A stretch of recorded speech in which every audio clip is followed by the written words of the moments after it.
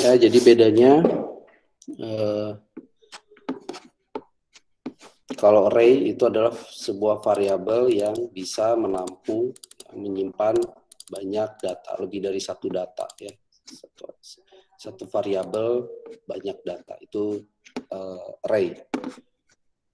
Itu sama seperti kalau kita membuat sebuah tabel ya.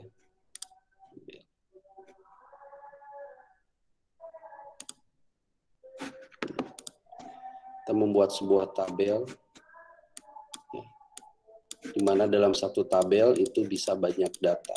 Ya. Nah, karena banyak data, ya, ini misalkan data-datanya.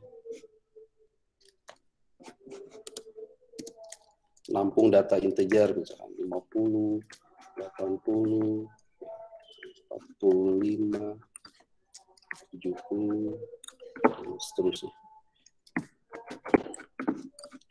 Ya, nah ini jadi array itu dapat menampung banyak data seperti halnya kita membuat tabel ini, seperti tabel. Ya. Dalam satu tabel itu dapat menyimpan banyak data. Nah, karena dapat menyimpan banyak data, maka perlu adanya sebuah pengalamatan, ya, pengalamatan agar kita mudah menunjuk sebuah data, ya, menunjuk lokasi data. Jadi kalau saya ingin mengakses data 45 ini, ya, maka untuk mengaksesnya itu supaya mudah itu dengan menggunakan pengalamatan. Pengalamatannya yaitu dengan adanya indeks.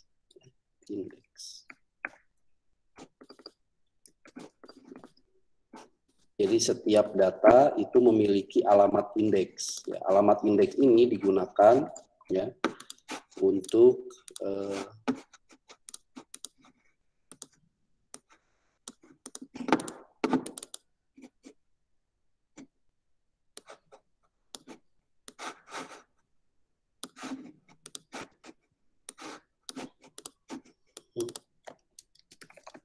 indeks adalah alamat bilangan yang tersimpan di array. Dibacanya dari kiri ke kanan, ya, dari data kiri ini ke kanan.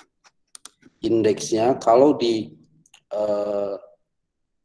C++ itu dimulainya dari 0, jadi indeks ke 0. Ya. Ini indeks ke 1, ini indeks ke 2, indeks ke 3, dan indeks ke. Jadi indeks 0 isi datanya adalah 50, indeks 1 isi datanya 80, ya, sampai indeks 4. Itu indeks. Setiap array ya sama halnya seperti kita membuat variabel itu wajib ya memiliki nama ya. Nama. Jadi array ya itu harus diberi nama. Apa nama array-nya ya, nama. Sama seperti kita membuat nama variabel. Kemudian karena array tersebut adalah sebuah variabel, ya, tentu ya dia harus memiliki sebuah tipe data. Ya. Kan kita dalam mendeklarasikan sebuah variabel kemarin, ya, itu diawali dengan menentukan tipe datanya. Sama juga dengan array ini, dia memiliki tipe data. Tipe data ini nanti akan mempengaruhi bilangan-bilangan atau data-data ya, data-data yang bisa disimpan di dalam indeks-indeksnya. Tipe datanya apa? Tipe datanya sama seperti tipe data yang ada pada variabel kemarin. Mulai dari misalkan bilangan bulat, integer, ya. Kemudian kalau pecahan ya, float, kalau karakter itu char. Ya.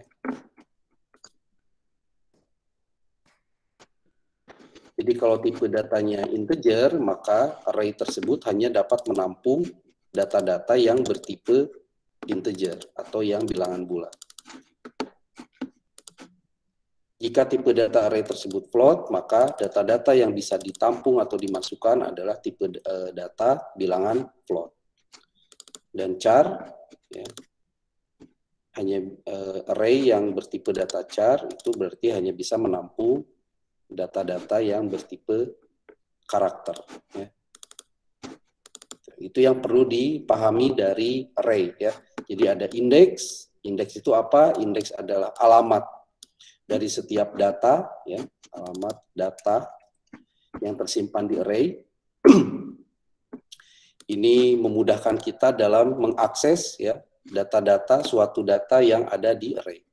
Jadi kalau saya mau mengakses data 70 ini, ya, bilangan 70 ini, maka ya, yang kita akses adalah indeksnya. Ya, ada di indeks ketiga.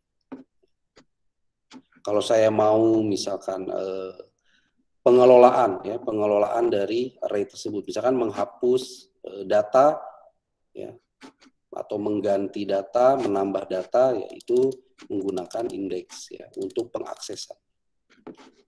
Kemudian datanya, atau kalau di referensi lainnya, ya, kalau kalian baca itu ada istilah elemen. Elemen itu adalah data dari array. Kemudian nama array, ya, nama arraynya itu sama seperti kita membuat nama variabel. Ya. Jadi harus ada nama array. Oleh karena itu, bagaimana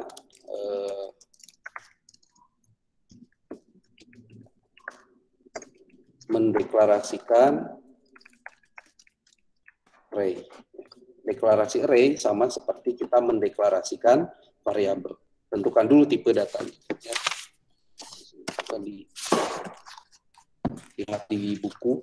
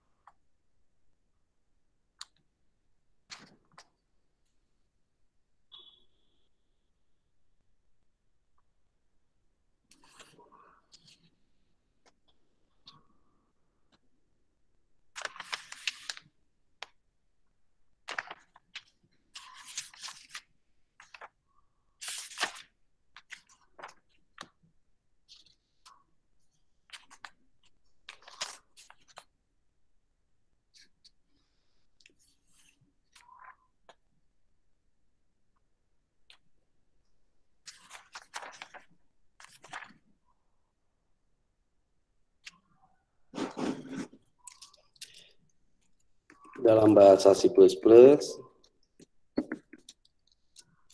ya, tipe data spasi, ya, tipe data spasi nama arraynya apa, kemudian kasih kurung siku, kasih kurung siku. Kurung siku itu menandakan berapa jumlah elemen, ya, yang dapat ditampung di dalam array tersebut. Isinya adalah angka, ya, angka jumlah banyaknya elemen, ya, yang dapat ditampung, ya, banyaknya data yang dapat ditampung di dalam array tersebut.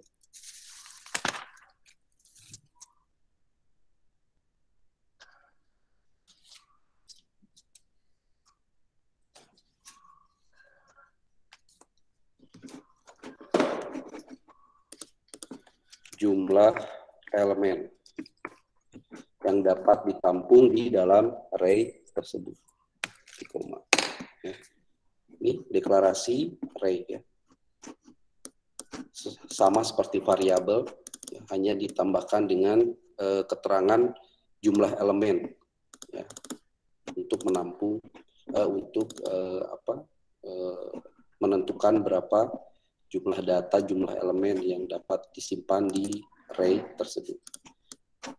Tata cara penamaan array sama seperti penamaan variabel, ya. Dimulai dari huruf,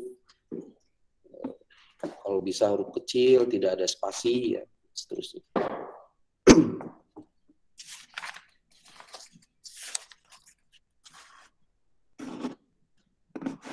Contoh, kalau tipe datanya integer berarti yang T, ya. Sini aja dicoba.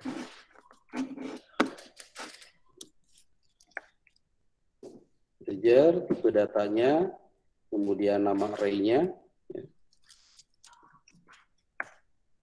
Nama array-nya, misalkan nama array-nya adalah bilangan,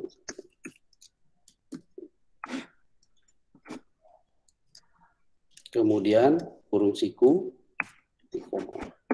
Nah, kurung siku isi dengan angka dari 1 sampai dengan n, sampai dengan berapa gitu ya. Misalkan dengan angka 10, ya berarti ada 10 bilangan yang dapat ditampung ke dalam array.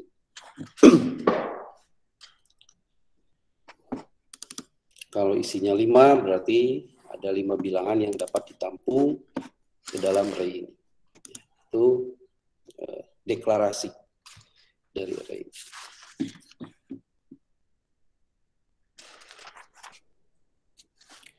Kemudian mengisi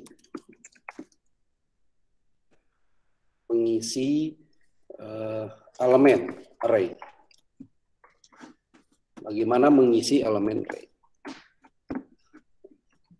Mudah, tinggal panggil saja nama array-nya, ya, kemudian kurung siku, tuliskan angka,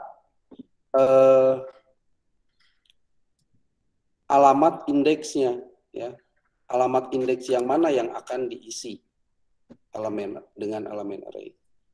Nah, jadi kalau kita ingin mengisi indeks ke 0, berarti yang dipanggil adalah 0. Ya, yang dipanggil adalah 0.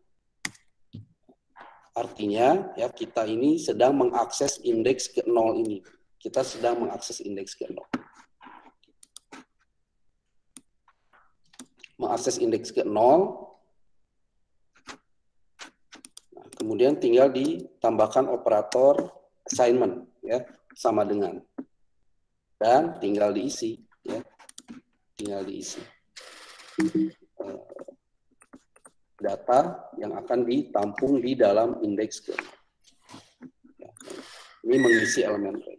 Jadi panggil nama array-nya, kemudian kurung siku, kemudian panggil nomor indeksnya, ya, panggil nomor indeks yang akan kita isi datanya. Ini berarti artinya isi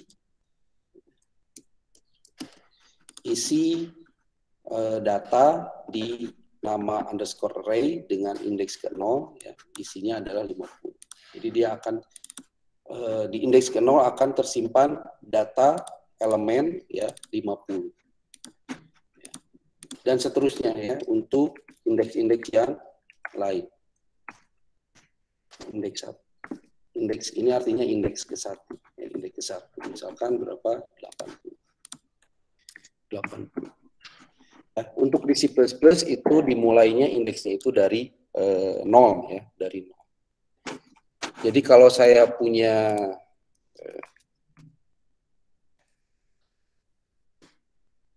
array sebanyak 5 indeks, ya, berarti dimulainya itu dari 0, 1, 2, 3, 4, ya. Sebanyak jumlahnya ada 5 indeks, ya, 5 ruangan. 5 ruangan, ya, yang tersedia di dalam bilangan ini. Ya, jadi mulainya dari 0. Itu yang perlu diingat. Kemudian apa lagi?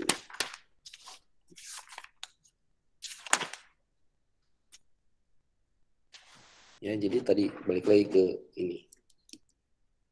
Maka untuk mengisi elemen array, ya, mengisi elemen array itu tinggal panggil nama array-nya tadi, misalkan bilangan 0 sama dengan 50, ya, titik koma. Lakukan lagi, ya, untuk indeks ke 1, indeks berikutnya berapa? 80. lagi untuk indeks kedua. Indeks kedua 45. Dengan indeks ketiga 70. Bilangan indeks keempat 20. Ya.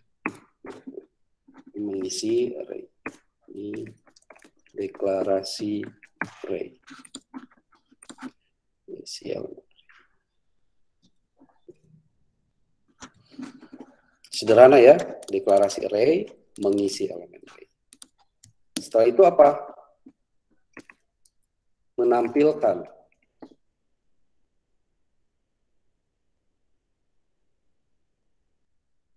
Atau mengakses. Menampilkan aja. Menampilkan elemen array ke layar.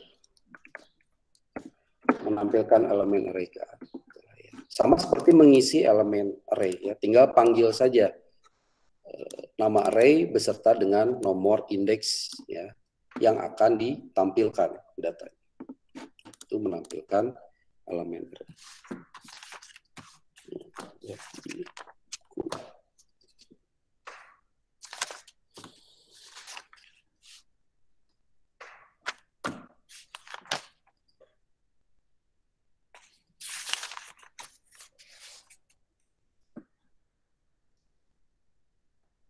Menampilkan elemen array.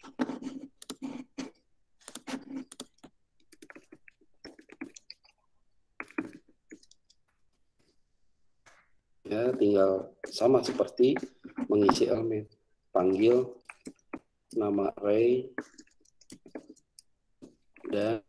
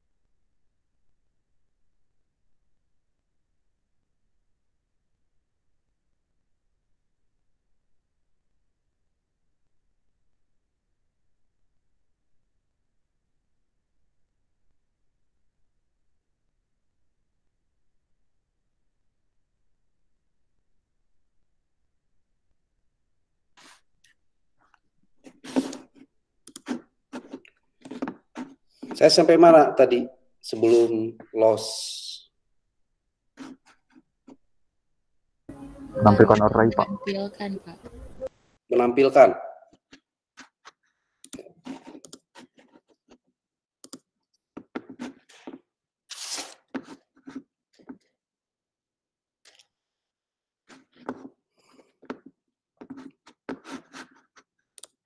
Videonya matiin aja.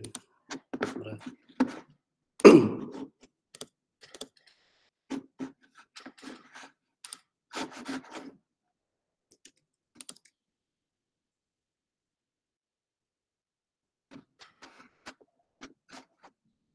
Ini ya, jadi cara menampilkan elemen array tinggal panggil nama array dan nomor indeksnya aja. Ya, sama seperti kita ingin mengisi elemen array. Jadi mengakses elemen array di dalam sebuah indeks yaitu dengan cara memanggil nama array, kemudian kurung siku isi nomor indeksnya yang akan ditampilkan di layar. Ya, jadi tinggal panggil nama array, kemudian nomor indeksnya. Ya. itu deklarasi array.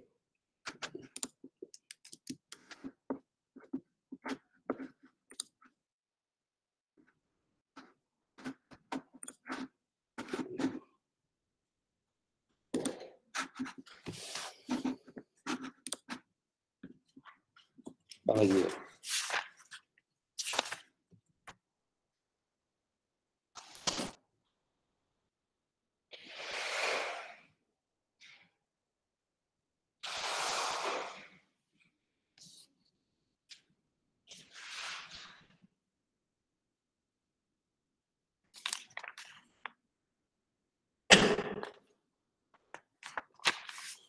Kita coba yang bertipe char.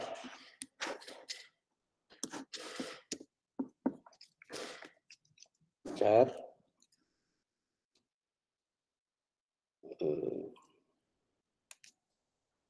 Misalkan nama array-nya.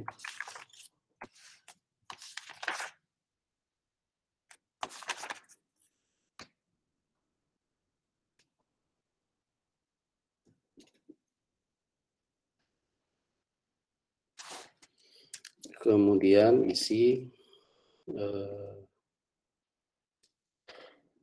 jumlah indeksnya. Ya.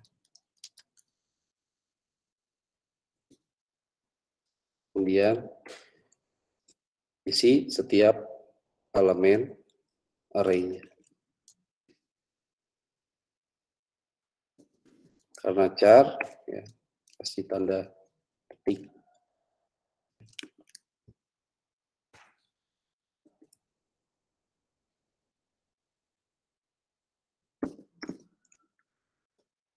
Sama kayak tadi.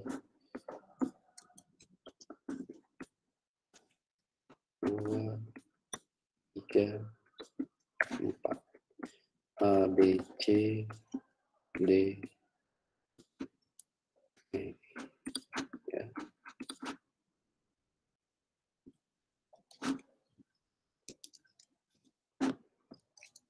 Tampilkan.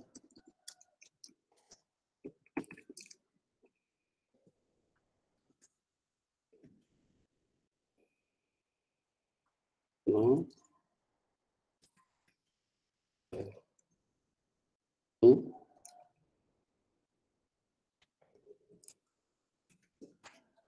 Atau 2,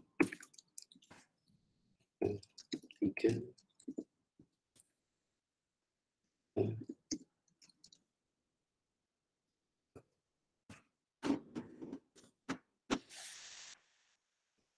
Ya, itu yang bertipe char.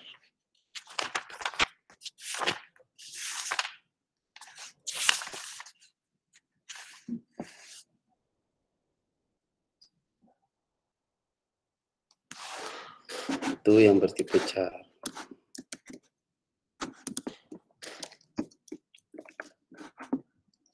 Sama aja.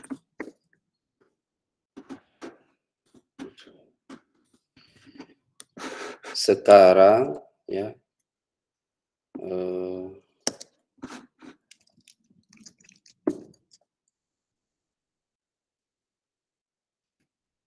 nilai misalkan ya nilai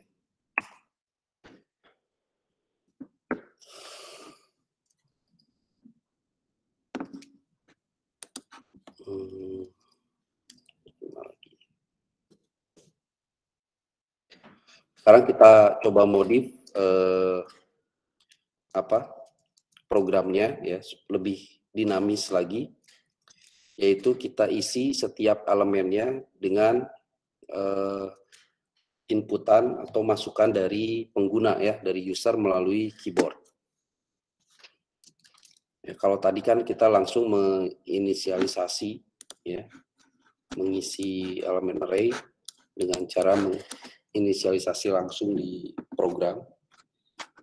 Sekarang masukkan array elemennya itu melalui inputan user. Gimana?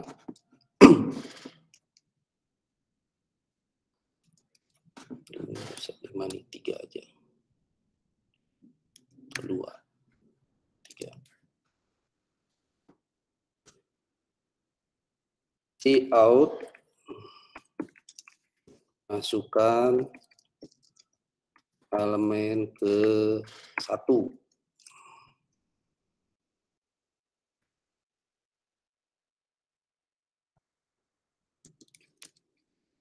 Gimana cara memasukkan?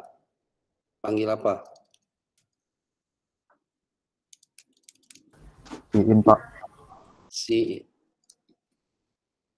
in. Nilai 1. Nilai, mulainya dari 0 ya, jangan lupa. Mulai indeksnya dari 0. Oke. Udah, bikin lagi untuk elemen yang lainnya. Elemen kedua berarti indeksnya 1. Elemen ketiga berarti indeksnya 2.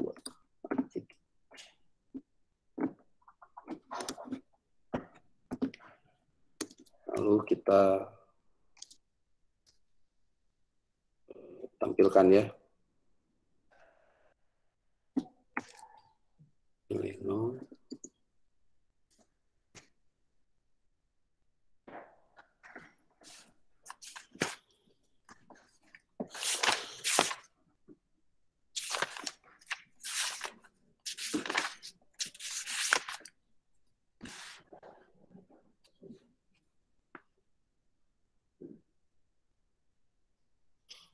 Nilai 0.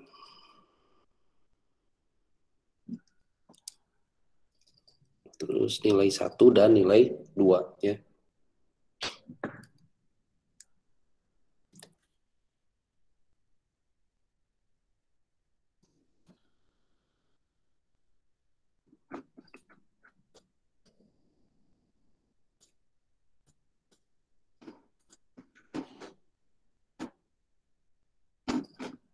Masukkan elemen ke 1 ini untuk mengisi elemen di indeks ke 0 ya. Masukkan elemen kedua 80. Masukkan elemen yang ketiga 40. Ini menampilkan array-nya ya. Itu jika kita mengisi elemen dengan masukan dari user atau dari keyboard ya, gunakan si. Nah, dari sini timbul permasalahan. Permasalahannya ya bayangkan kalau misalkan jumlah indeksnya ada 300. Nah, mungkin kita bikin ini ya sebanyak berapa? 300 baris ya. 300 dalam satu ini 2 baris, 600 baris. Kan nggak mungkin ya. Solusinya gimana? Solusinya gunakan perulangan ya.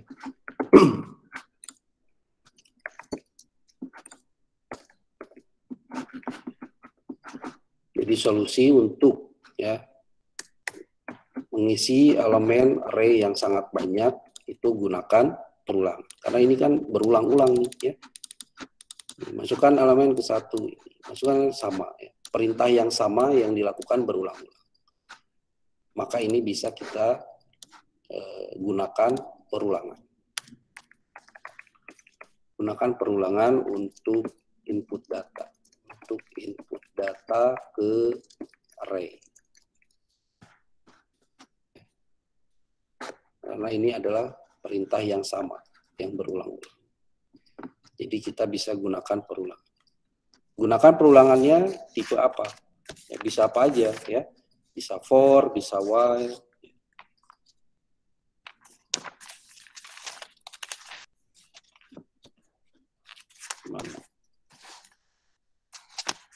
Sampai sini ada pertanyaan sebelum masuk ke perulangan? Pak ingin bertanya Pak.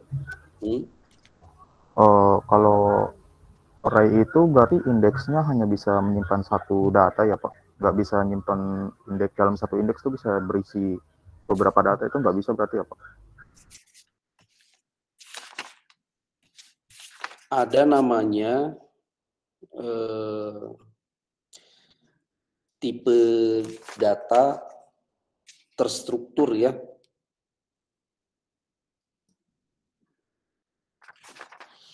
Kalau dengan apa ini tipe data dasar ya, kalau ini ya, ini hanya satu indeks, satu data, satu indeks, satu data ya, satu indeks, satu data, satu indeks, satu data. Jika ingin banyak data, maka nanti gunakan array yang 2 dimensi ya. Array 2 dimensi itu sama seperti kita mau bikin tabel, mau bikin struktur apa matriks ya. Tapi untuk yang ini ya, satu indeks itu satu data. Ya, satu indeks itu satu data.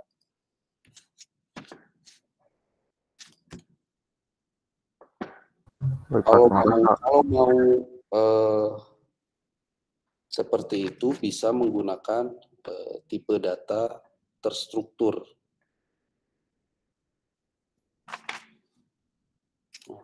Tipe data terstruktur.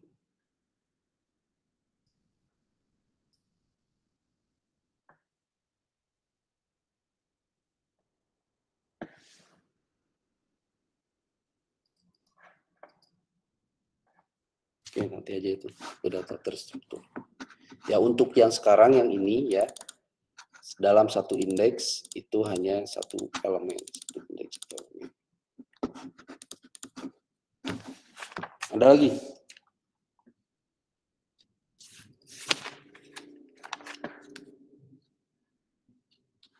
Mana tadi perulangan?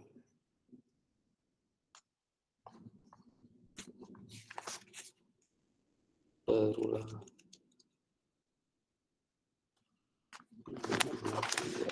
262.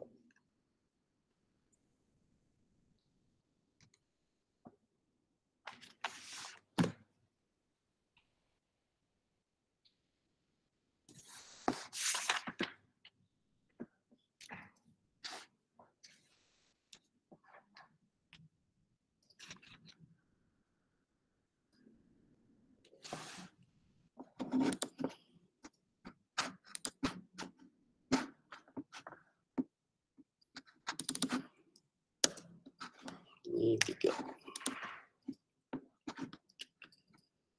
Oke, sekarang kita gunakan perulangan ya. Nah, ini perulangan untuk mengisi setiap elemen di dalam array, itu dalam array. Misalkan gunakan perulangan for. Gunakan perulangan for.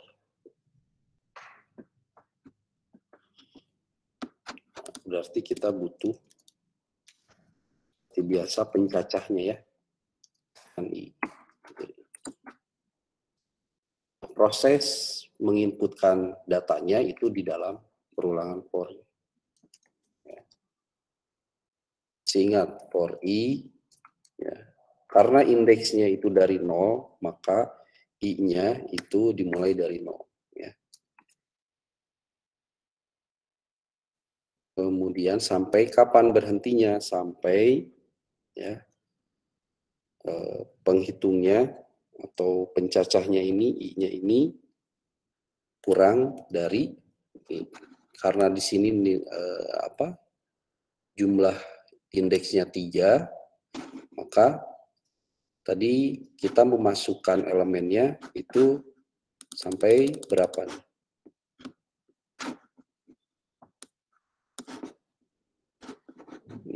Nilai 0, nilai 1, nilai 2. Berarti kita memasukkan elemen itu sampai dengan indeks ke-2 ya. Nah, ini pencacahnya tuh ini 0, 1, 2 kan dimulai dari 0 sampai dengan berapa ini? Ya, dari 0 sampai dengan 2. Berarti di sini ya isi dengan berapa? 3, Pak. 3. Ya, isi dengan banyaknya ya data ya, banyaknya jumlah elemen ya yang terdeklarasi di dalam array-nya. Ya. Jadi angka 3 ini dari mana? Dari ya, jumlah elemen yang dideklarasikan di array-nya, ya, dideklarasikan di bagian array-nya. I-nya selalu mulai dari 0 ya, karena indeksnya itu dari 0. Operator operator pembandingnya ya, itu menggunakan kurang dari ya. Kurang dari. Kemudian lakukan increment. Sekarang apa yang kita isi di dalam badan perulangannya? Ya. Yang kita isi adalah perintah ini ya. Karena perintah ini yang berulang-ulang kan. Berarti ini yang ada di dalam badan perulangan. Tinggal copy aja.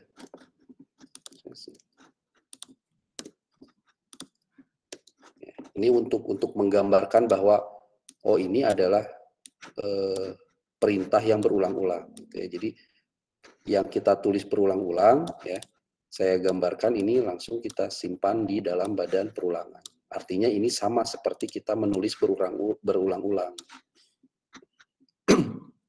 Tinggal ganti apanya?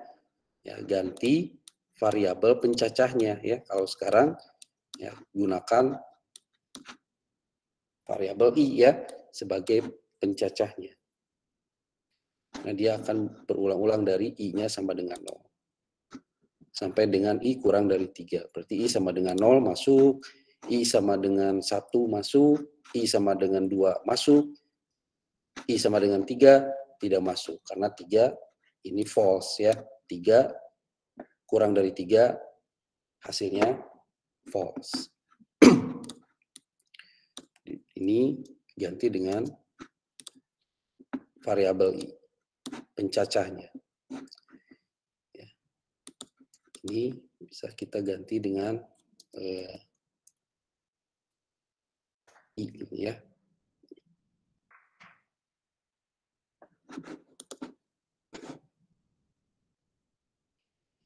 Udah, kita coba. Masukkan elemen ke 0.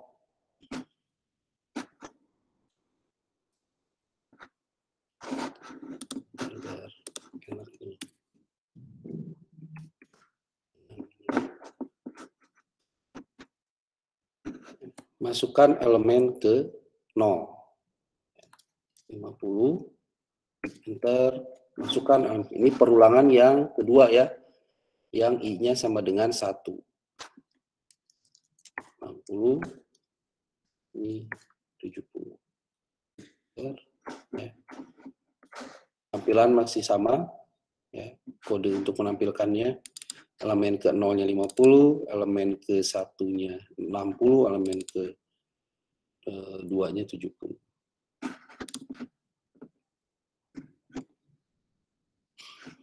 Ya, tapi karena ini untuk end user ya, jadi 0 ini kita ganti nih jadi tambah 1 supaya dimulainya dari seolah-olah dari 1 gitu ya.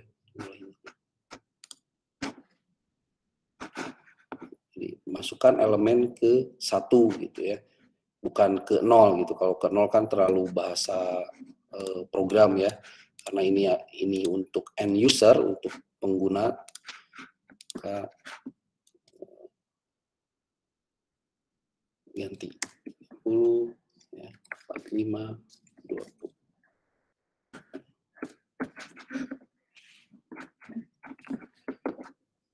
Itu perulangan untuk input data ke array.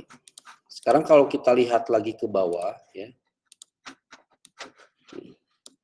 untuk menampilkan data array juga sama nih, bisa kita gunakan perulangan karena ini adalah perintah yang diulang-ulang nih ya. Kebayang kalau tadi jumlahnya ada ratusan. Nah, kalau tanpa perulangan kita harus ngetik ini ya sebanyak 300 baris. Jadi ini bisa kita gunakan perulangan juga ya. Perulangan untuk tampil data. Udah sama kayak gini, tinggal ganti aja ini perintahnya ya. Ini ya. Nah, sekarang yang di dalam badan perulangan adalah ini perintah ini. Udah. Tinggal ganti nolnya dengan i gitu ya.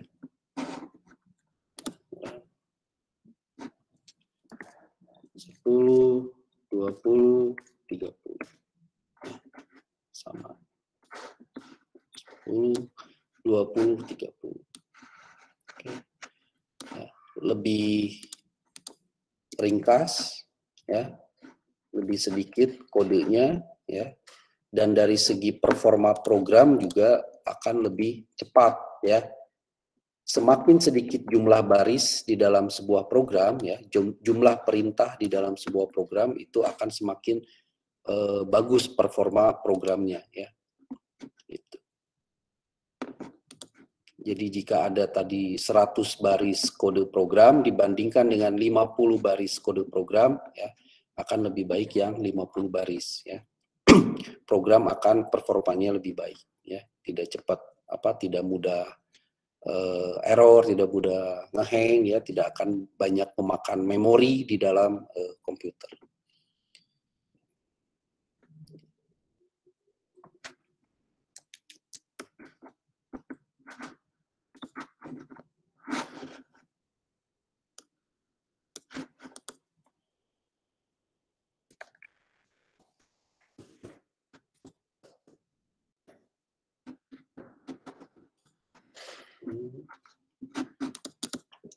Apa lagi? Yang perlu dipahami itu cuman itu aja ya. Bagaimana cara mendeklarasikan array, bagaimana menginputkan data ke array, dan bagaimana melakukan output ya, menampilkan data ke array.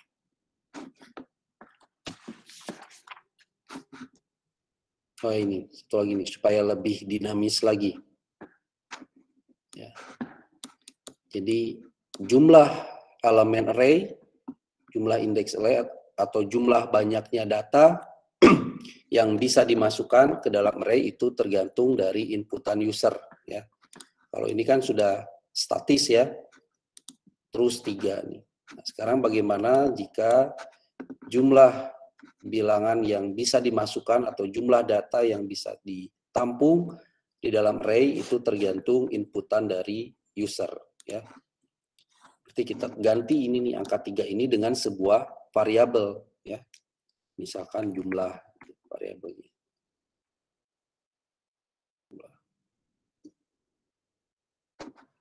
Berarti kita harus mengisi atau mendeklarasikan variabel jumlah ya, variabel jumlah. Berarti sebelum mengisi ya elemen array, user harus menentukan dulu berapa jumlah bilangan atau jumlah data dari array tersebut ya. Out, ya. Masukkan jumlah data. Masukkan jumlah data.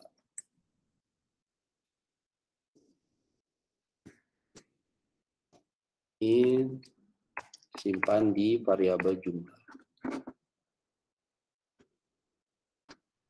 Nah, karena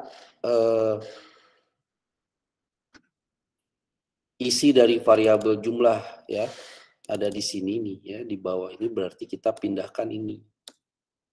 Nah, pendeklarasian variabelnya, pendeklarasian array itu kita pindahkan ke setelah melakukan pengisian atau penginputan jumlah data ya. Dipindahkan ke sini. Deklarasi array-nya. Deklarasi array. Ya, pindahkan ke bawah. Setelah ini.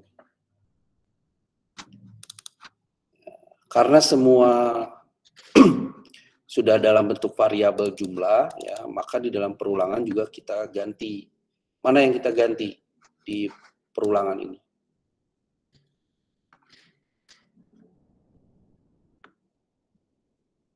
Mana yang perlu kita ubah di perulangan ini? Kurang 3-nya itu. Jumlah. Ya, nilai 3 ganti dengan variabel jumlah. Ya. Nilai 3 ganti dengan variabel jumlah. Harus diingat ya ini ya. Harus diingat. Oke, kita coba. Nah, pertama user akan menginputkan dulu ya jumlah data yang akan ditampung di dalam array tersebut. Contoh misalkan 3. Enter. Nah, barulah sekarang proses ini ya. Proses ini. Memasukkan masing-masing data ke setiap indeksnya ya. Udah kayak tadi lagi.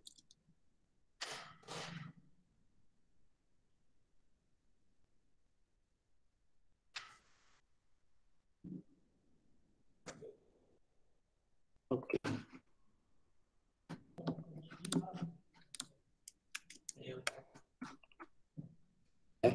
Itu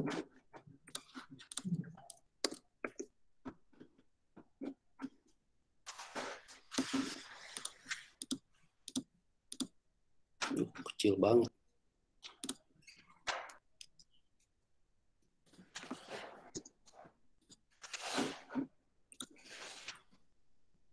Oke.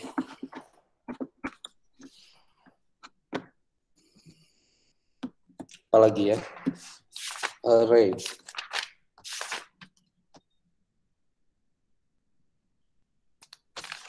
Kita lihat contoh-contoh kasus di buku. Menampilkan isi array sampai batas tertentu. Buat program yang mengisi sebuah array integer dan menampilkan isi array. Tapi berhenti menampilkan jika ditemukan angka 999.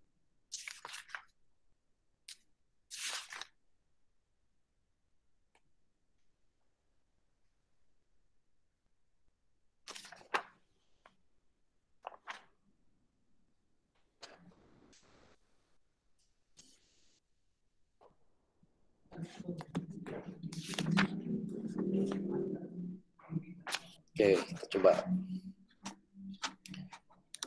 latihan.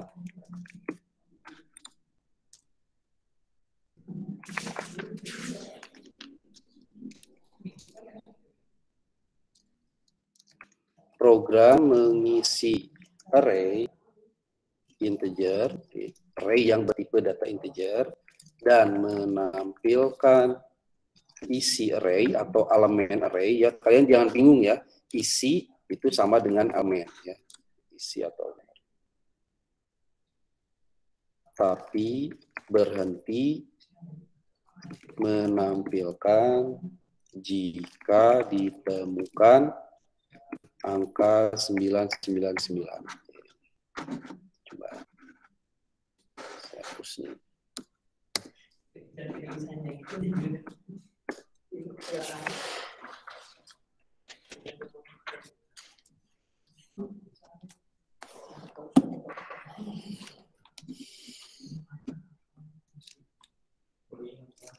Yang nggak usah dihapus yang tadi. Bagian ini nggak usah dihapus. Bagian memasukkan jumlah datanya nggak usah dihapus. Kita sekarang langsung deklarasikan array-nya. Integer. Nama array-nya tab in. Susah nama ini. Array-nya tabel aja ini. Bel ya. Jumlah.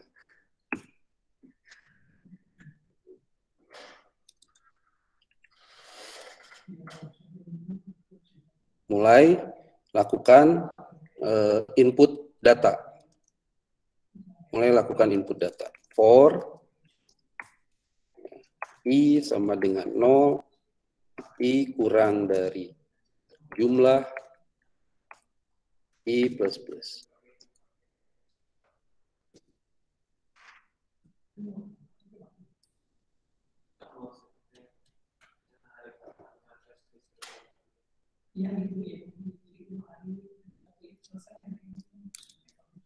Si out ini kayak tadi aja. Si out. Masukkan angka.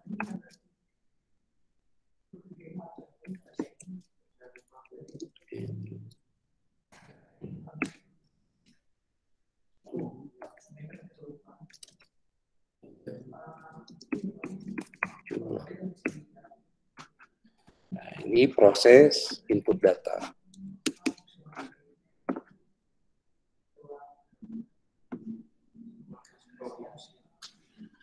Sekarang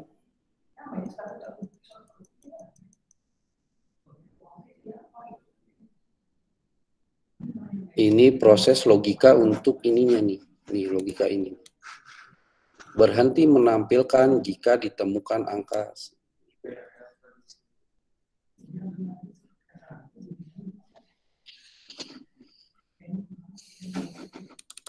Berhenti menampilkan ya jika ditemukan angka berikut ini. Ini juga menggunakan perulangan ya. Jadi saat menampilkan datanya gunakan perulangan. Tapi perulangannya ya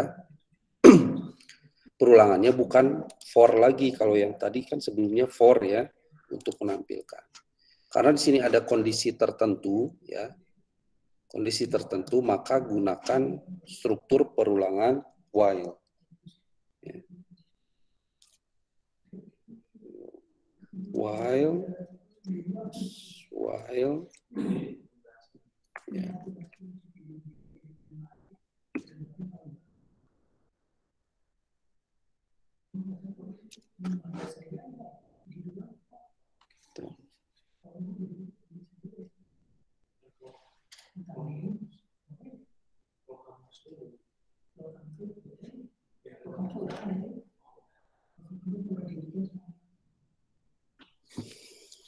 Sini ada penghitung.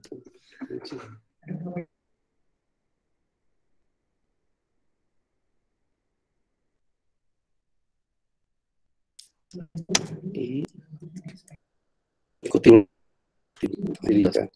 3 sama dengan 99.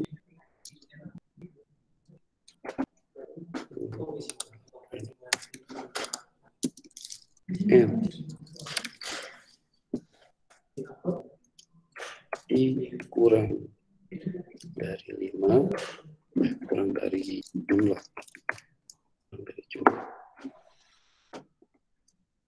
I kurang dari jumlah.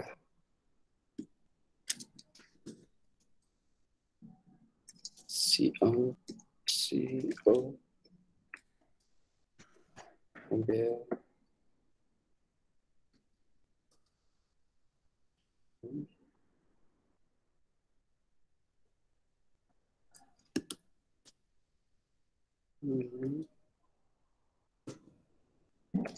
ini pencacahnya.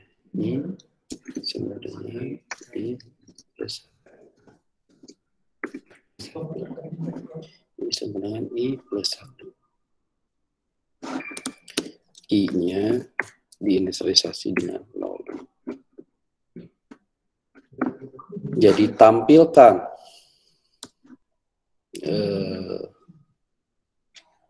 ini I ya ini I.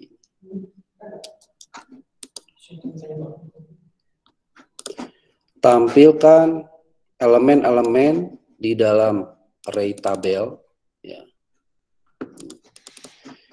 Jika kondisi ini terpenuhi ya. Berhenti jika sudah tidak terpenuhi. Jika ya isi elemen ya. Jika elemen pada sebuah indeksnya itu ini operator tidak sama dengan ya. Tanda seru sama dengan tidak sama dengan 999 n ya. Berarti kalau n itu kedua operan harus bernilai true ya, Kedua operan harus bernilai true. Operator N. I-nya kurang dari jumlah. Selama data di dalam array tabel tidak sama dengan 99 dan kurang dari jumlah data, ya maka tampilkan ini. Tampilkan elemennya. Nah, kita coba. Masukkan angka.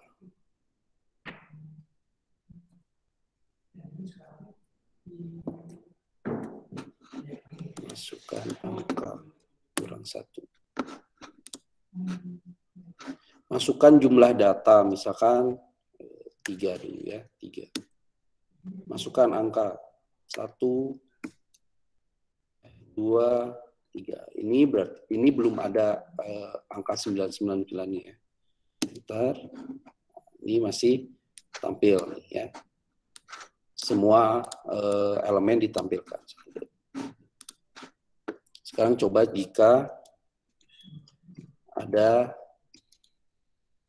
angka 99.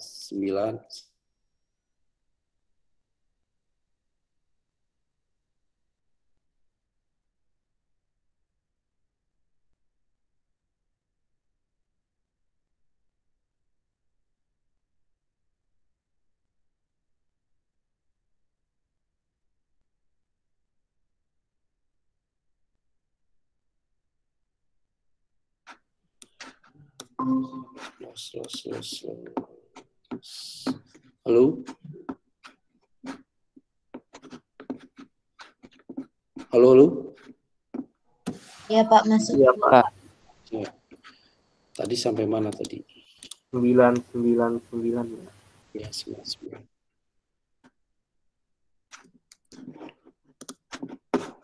Load lagi.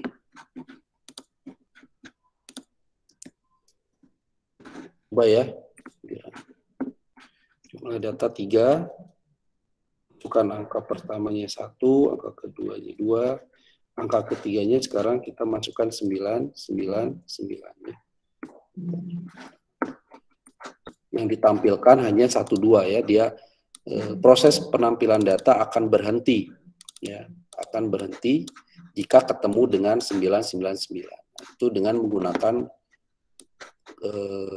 perulangan while ya. While. Selama kondisi ini terpenuhi, lakukan perintah ini. Ya. Selama ini sudah tidak terpenuhi, maka berhenti. Itu perulangan while.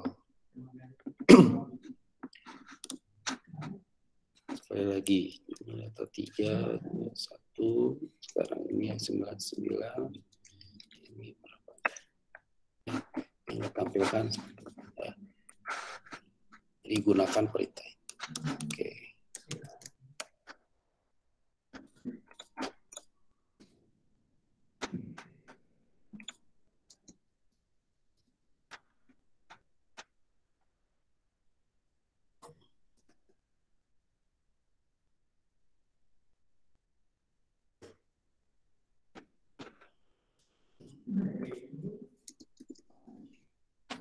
Bacanya nanti. Lagi, latihan lagi. Ini lagi, kasus yang lain. Mencari nilai minimal.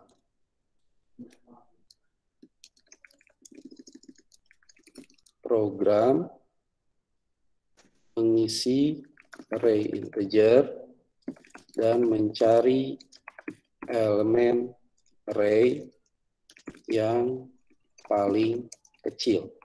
Kemudian ditampilkan.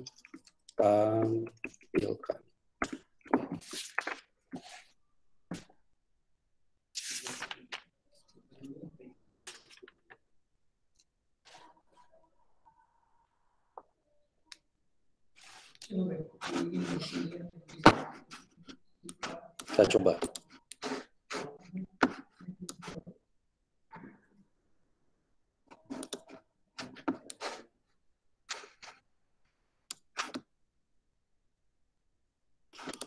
Ininya tetap, ini tetap ya untuk menentukan jumlah elemen. Kemudian ininya juga tetap juga ya untuk proses penginputan datanya. Tinggal yang ininya kita ganti. Ada nambah variabel minimal. Tambahkan integer minimal.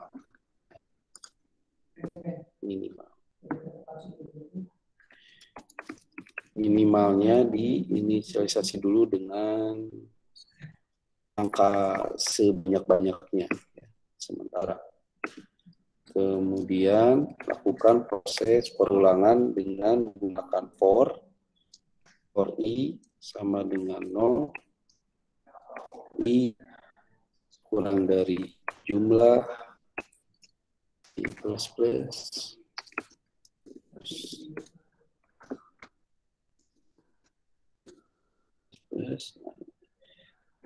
apa yang kita masukkan ke dalam badan perulangan for-nya, sebuah conditional ya, if conditional if yang menguji array tabel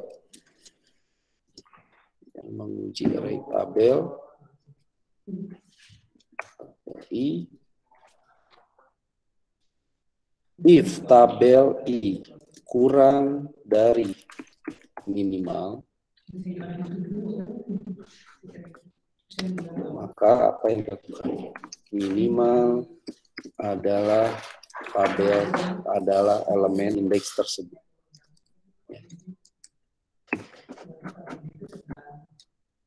Udah. Ya, tinggal tampilkan data minimalnya. Lakukan perulangan ya untuk mengakses semua elemen di dalam indeks array-nya. Kemudian jika saat perulangan berlangsung ya ada kondisional seperti ini. Jika nilai elemen ya di dalam suatu indeks array-nya kurang dari nilai minimal, maka minimalnya adalah indeks tersebut ya atau elemen tersebut. Kita inisialisasikan variabel minimalnya dengan angka ya sebesar-besarnya. Ya. Ya, coba masukkan jumlah data 5 misalnya. Enter. Masukkan angkanya 10, 20, 5, 50, 100.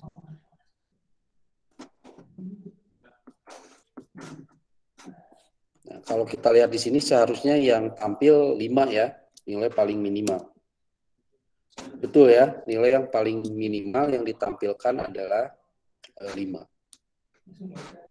Oke.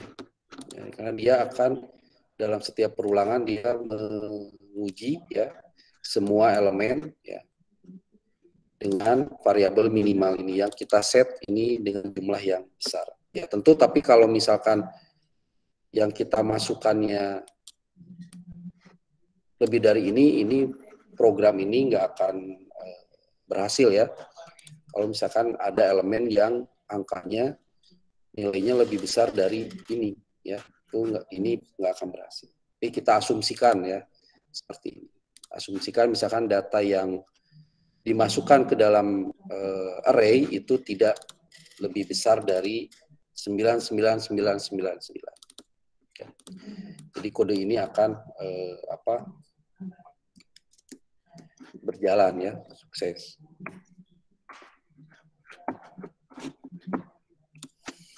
Oke. Berikutnya, buat program yang mengisi sebuah array integer dan mencari elemen yang terbesar sekarang. Yang terbesar. Coba kalian dulu nyoba sendiri. Saya kasih waktu 5 menit. Ya. Sekarang carinya yang paling besar.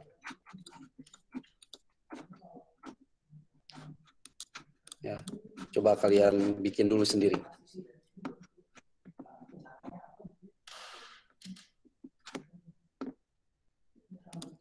Lima menit ya.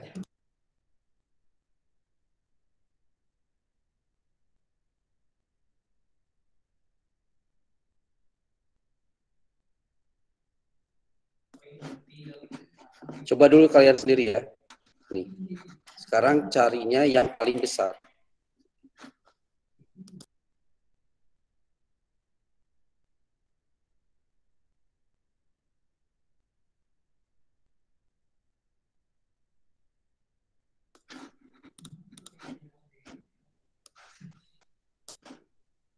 Kelihatan semua nggak kodenya?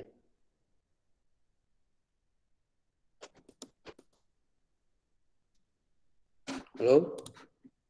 Enggak, Pak.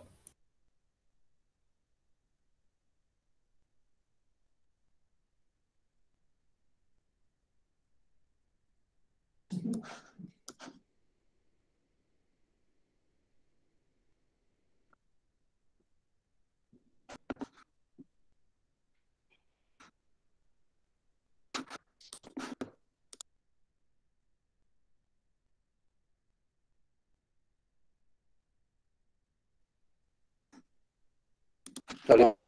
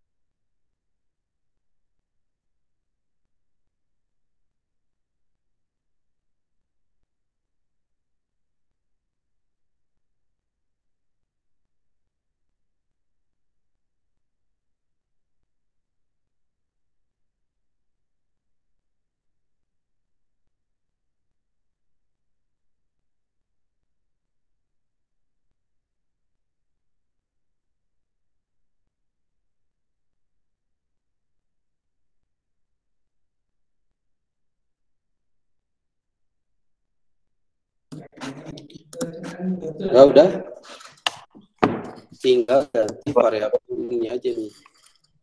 Jadi maksimal, kemudian ini juga jadi maksimal ya.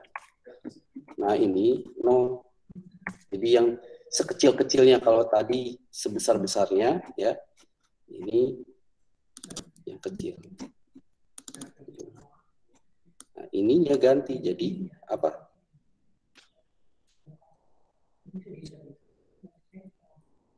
Jadi apa ininya operatornya?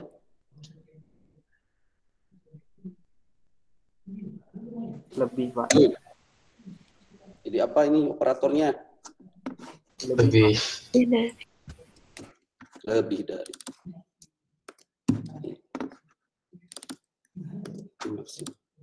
Udah gitu kan? Betul nggak? Nah, coba.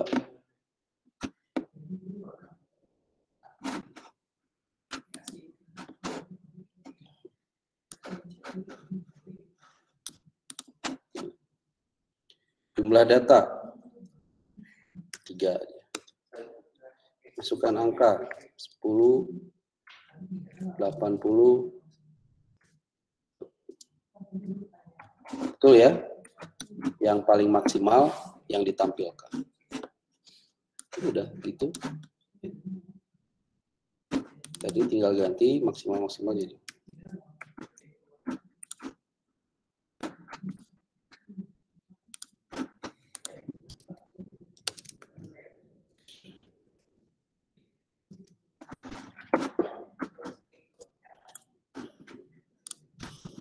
Lagi kasus yang lain.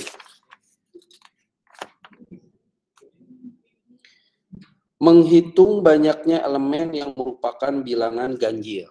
Ya. Program menghitung banyaknya elemen yang merupakan bilangan ganjil. Jadi programnya itu dia bisa hitung berapa jumlah bilangan ganjil di dalam array. Kita masukkan elemennya ke dalam array, kemudian tentukan berapa jumlah yang ganjilnya ada berapa. Gitu. Ya. Nah, ini juga gampang. Ininya masih sama, ini masih sama, ini maksimal. Ya. Jumlah untuk menampung berapa banyak jumlah elemen dalam array. I sebagai pencacar, ini untuk menginputkan jumlah elemen array oleh user. Kemudian ini kita deklarasikan array-nya. Kemudian ini proses perulangan untuk mengisi elemen-elemen array-nya. Ya. Nah, tinggal ganti modif di bagian ini. Ya.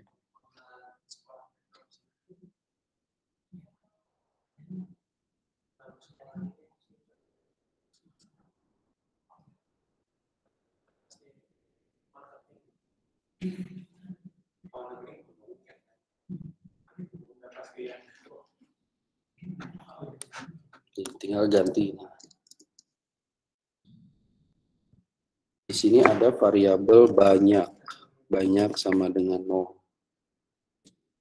Lalu di bawahnya ada perulangan for i sama dengan 0, i kurang dari jumlah, i plus plus.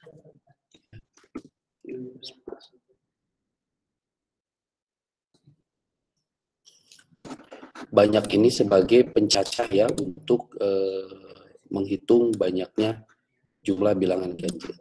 Nah, untuk menentukan berapa banyak jumlah bilangan ganjil itu dilakukan di dalam perulangan for ini, ya, dalam perulangan for ini.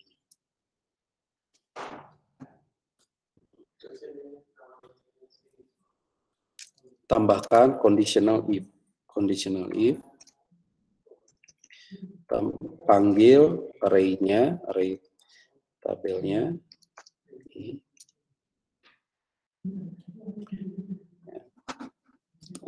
Lalu kita apa yang diuji ya di dalam conditional if ini?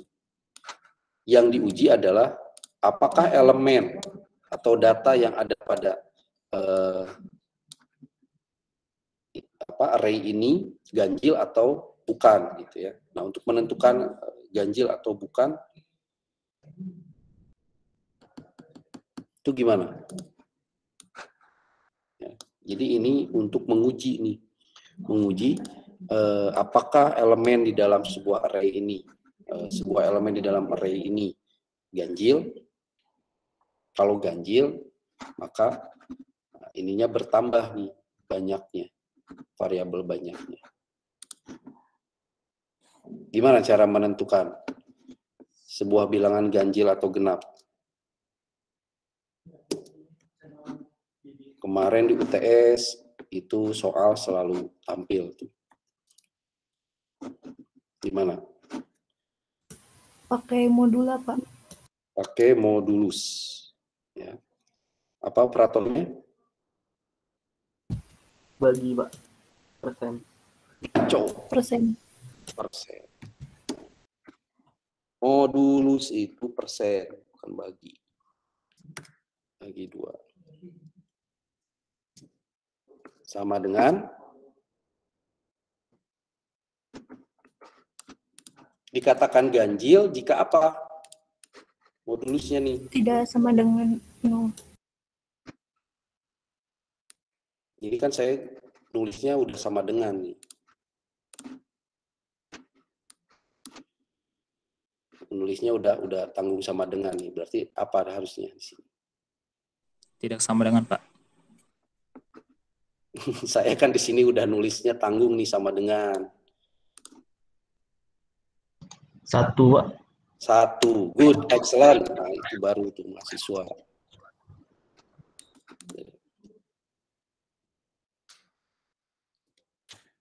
Nah, ini ya, kan?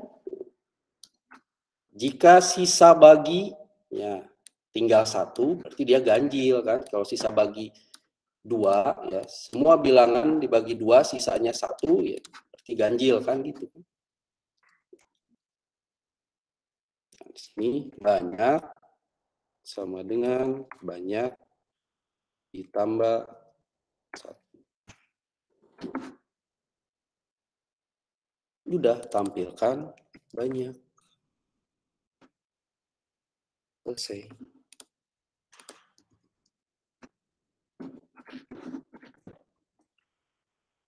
Apa yang kelewat? Kira-kira apa yang kelewat? Jumlah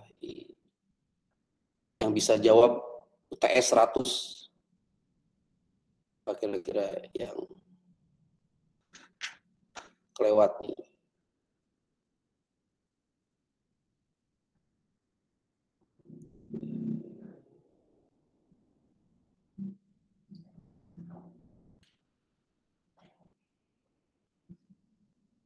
Itu tuh kelihatan banget. Di INT atasnya kurang banyak bukan, Pak? Oke. Siapa yang jawab? Lanina. Banyak. Right.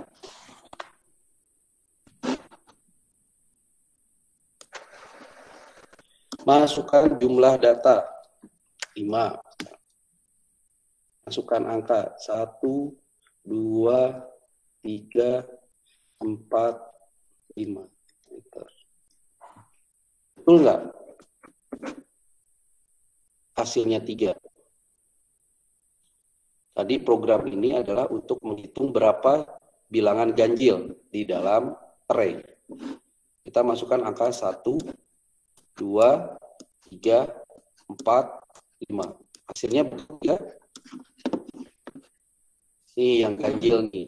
1 ganjil. 3, 2, 5, 3. Betul. Ganjil. Ya, tinggal dilihat di sininya.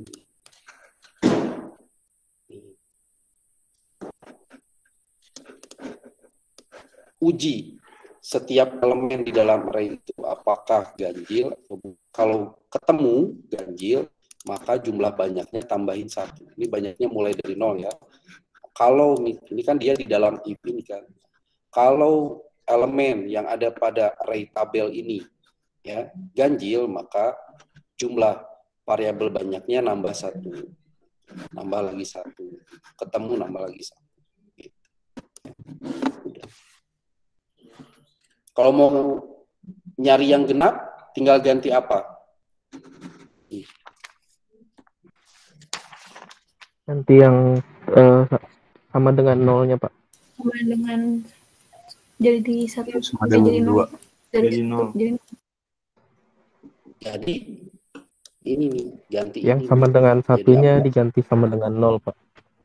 Yang modulnya tadi. Ya, sama dengan 1 ini ganti dengan 0. Nah, ya, itu kalau genap kan. Semua bilangan dibagi 2, sisanya 0. Nah, itu berarti genap. Ya, gampang.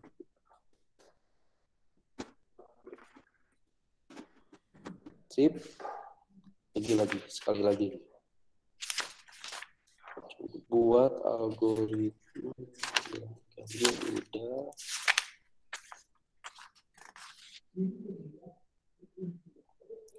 Menghitung jumlah huruf vokal pada string. Nah, ya, ini array of string ya, array of string. Memanipulasi string.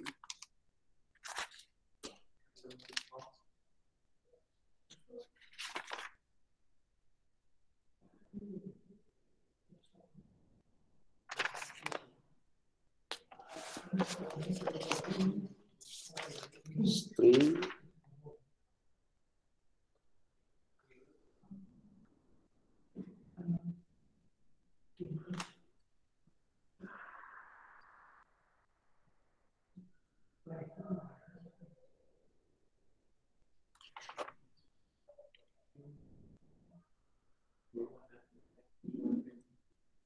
Oke, di dalam C++ ya, kita bisa mendeklarasikan ya data string, ya. Tapi kita harus include-kan dulu di sini, include-kan library stringnya, karena string itu fungsi ya. Nah itu fungsi, nanti kita belajar apa itu fungsi. Ya. Sekarang ikuti dulu. Ya, jadi tambahkan ini string. Nanti aja lah. String nanti ada bahasan tersendiri nggak ya tentang string.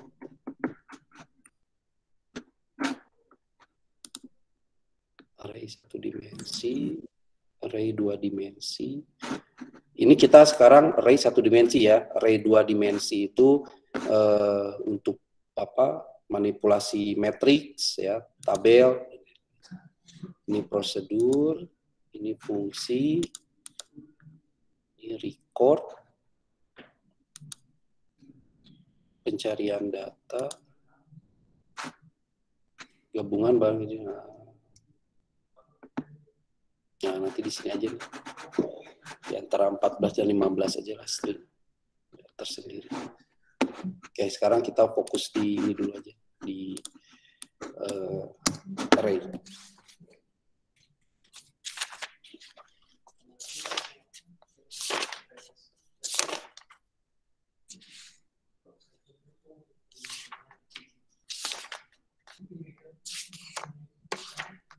Karena stringnya itu harus paham dulu konsep prosedur dan fungsi ya. Kita belum masuk ke prosedur dan fungsi.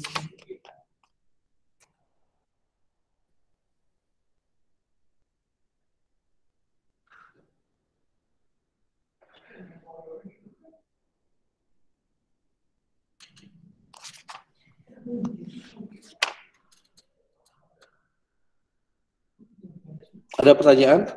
Sambil nunggu.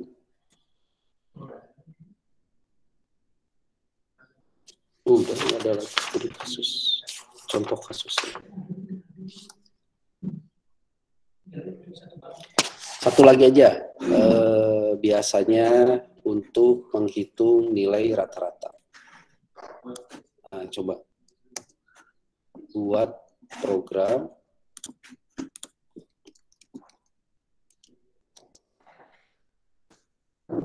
menghitung nilai rata-rata elemen dalam suatu array. Ini gampang. Ya, tinggal modif bagian ininya. Ini buat masukin datanya.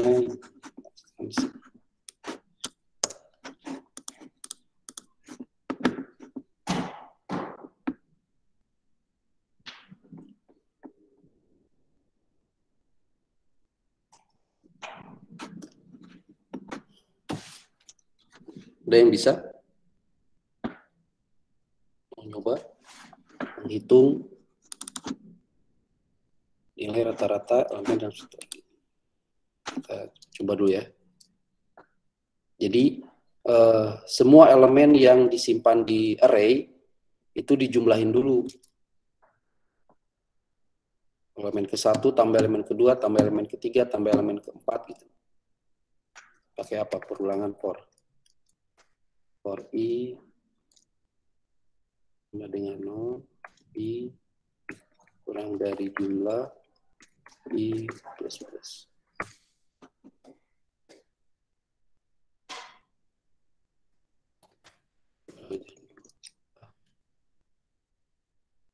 Total sama dengan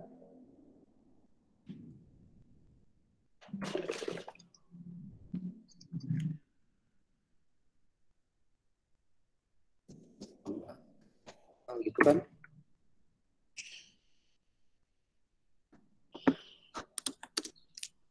Totalnya sama dengan coba si outcome dulu total.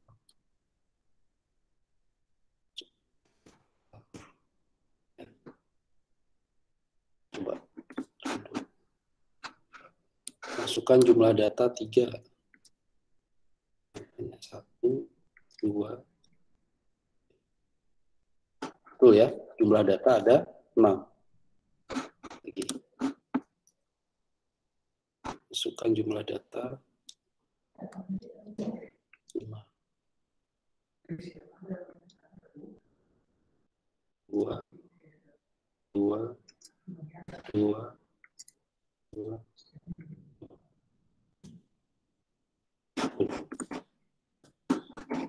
Betul ya, jumlahin datanya udah betul. Sekarang tinggal cari rata-ratanya gimana. Total udah dapat. Cari rata-ratanya gimana?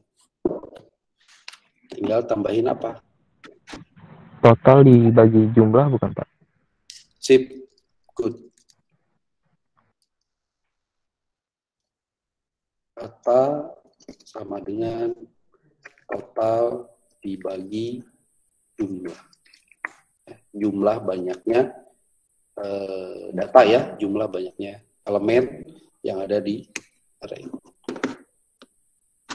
Tinggal kita tampilkan. Jangan lupa di deklarasikan variabel ratanya. Karena ada pembagian, ya, takutnya menjadi pecahan, maka kita deklarasikan tipe datanya float untuk rata.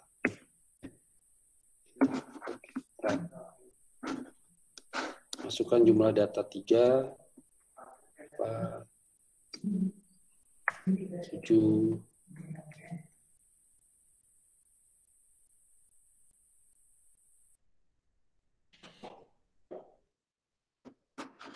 7 tambah 4, 13.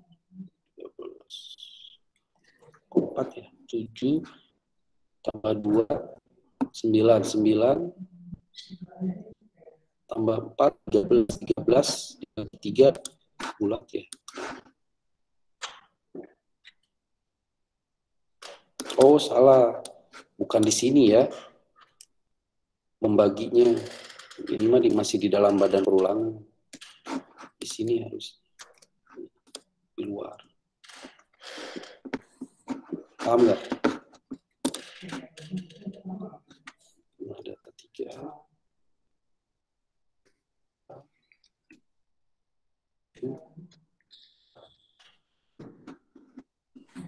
sama.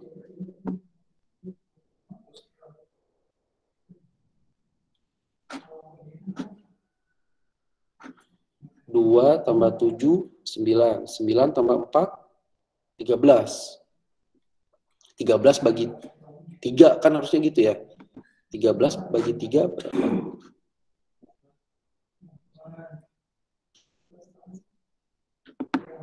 Berapa 13 bagi 3? Harusnya berapa? Kok 4 ya? Jadi bulat.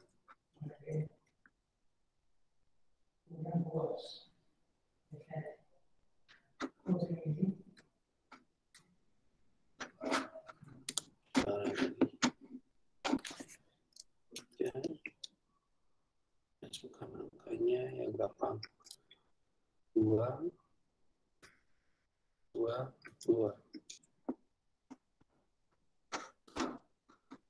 2 tambah 2, 6. 6 bagi 3, 2. Kalau ini betul ya. Kalau yang tadi enggak bulat, salah. Kenapa?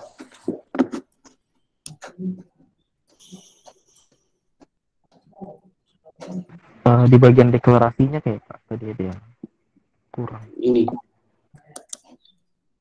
Kurang apa?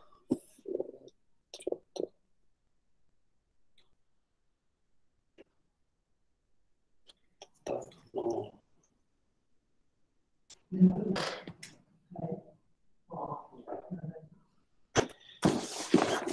Ada contoh kemarin kita bikin rata-rata ya.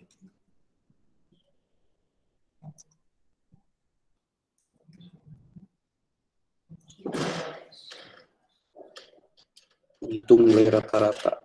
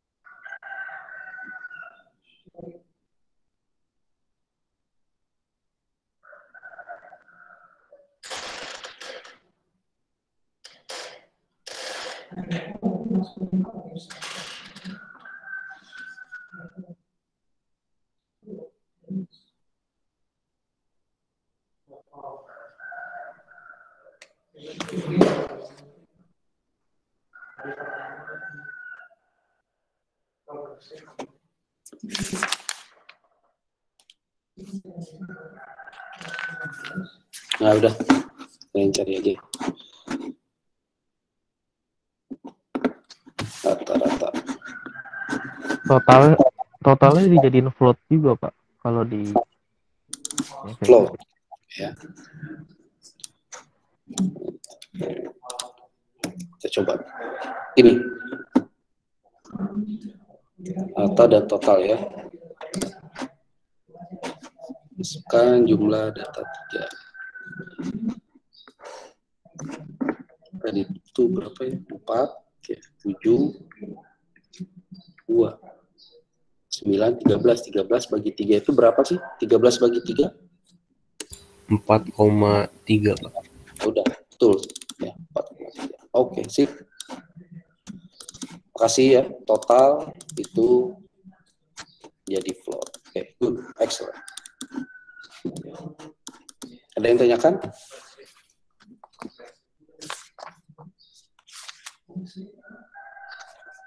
Nantilah stringnya. Udah khusus. String khusus.